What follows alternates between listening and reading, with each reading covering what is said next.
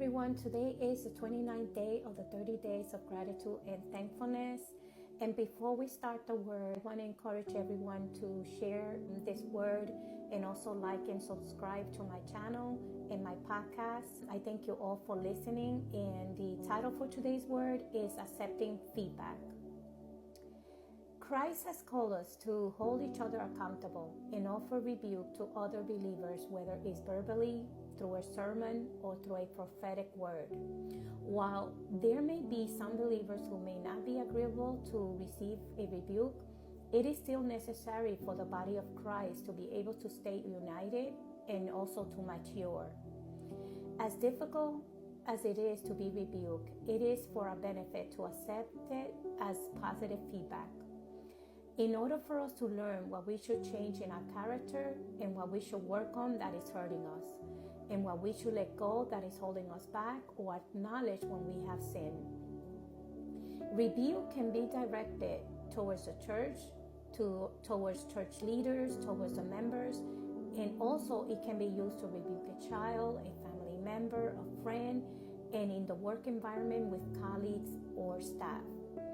In the work environment, it is considered feedback, but it's not guided by godly principle. In chapter 29, verse 1 states, "He who is often rebuked and harden his neck will suddenly be destroyed, and that without remedy." Ever heard someone say that person does not accept guidance or feedback no matter how you present it?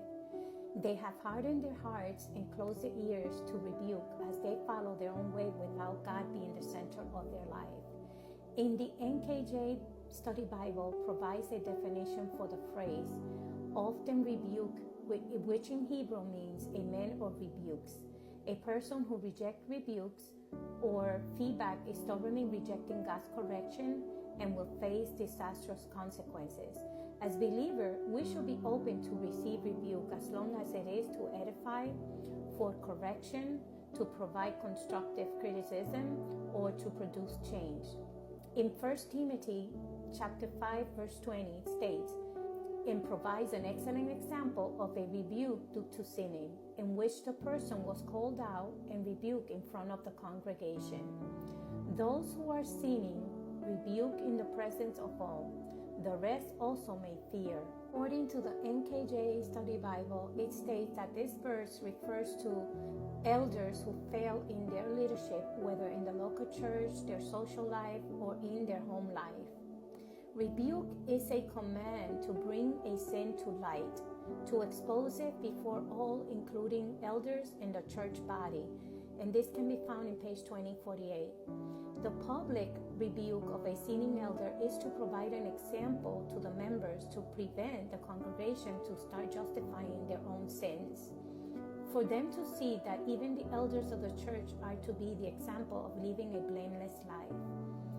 It is not to openly chastise or embarrass them in front of the congregation. No, not at all. It is more for accountability purposes. Of course, no one wants to be singled out or have to publicly confess to their downfalls. It takes a truly humble person to do this and accept a rebuke and then learn from it. God sees their humbleness and He restores the individual fully. Currently, we do not see this happening in churches presently. Instead, the person usually leaves the church quietly or announces moving on to another location or is kept under the rug.